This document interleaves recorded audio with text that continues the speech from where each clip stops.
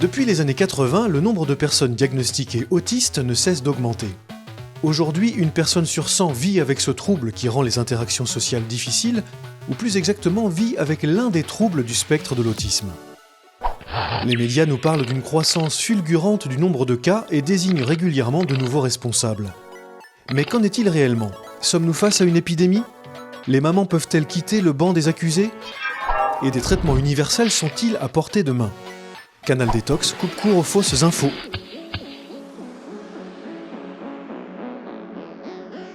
Depuis 50 ans, le nombre d'autistes a considérablement augmenté. Peut-on parler d'épidémie? Alors non, on ne peut pas parler d'épidémie d'autisme au sens classique où on l'entend.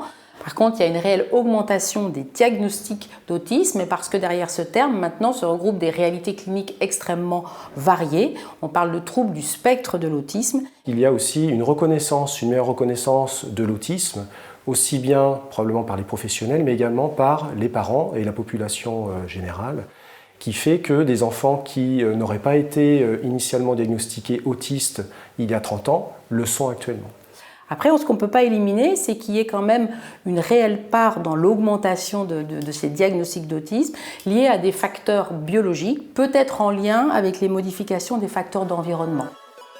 Les mères sans affection, dites mères réfrigérateurs, sont encore parfois désignées comme responsables de l'autisme de leur enfant. Peut-on définitivement les disculper? On peut tout à fait disculper les mamans.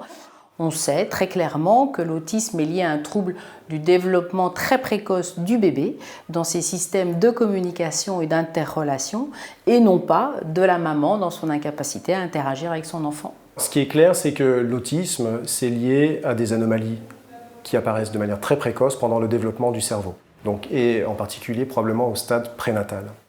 Aujourd'hui, on dénombre au moins 800 gènes qui sont mutés chez les patients autistes, et beaucoup d'entre eux codent des protéines qui sont notamment impliquées dans la formation des synapses, qui permettent la communication entre les neurones.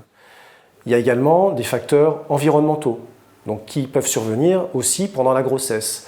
Des mécanismes neuro-inflammatoires, l'exposition à des virus et également la prise de médicaments, certains types de médicaments par les femmes enceintes. Des chercheurs ont testé avec succès un spray nasal à l'ocytocine sur des personnes autistes. Est-ce bien sérieux? Les hypothèses scientifiques sur lesquelles sont basées ces études sont tout à fait sérieuses, évaluer notamment comment l'ocytocine pourrait faciliter le décodage des émotions.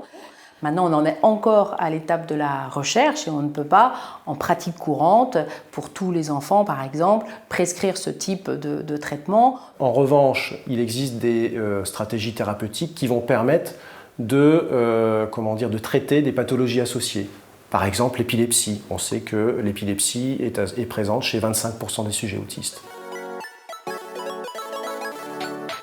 Nous avons à notre disposition un certain nombre d'interventions, notamment par exemple les rééducations fonctionnelles très précoces de la communication.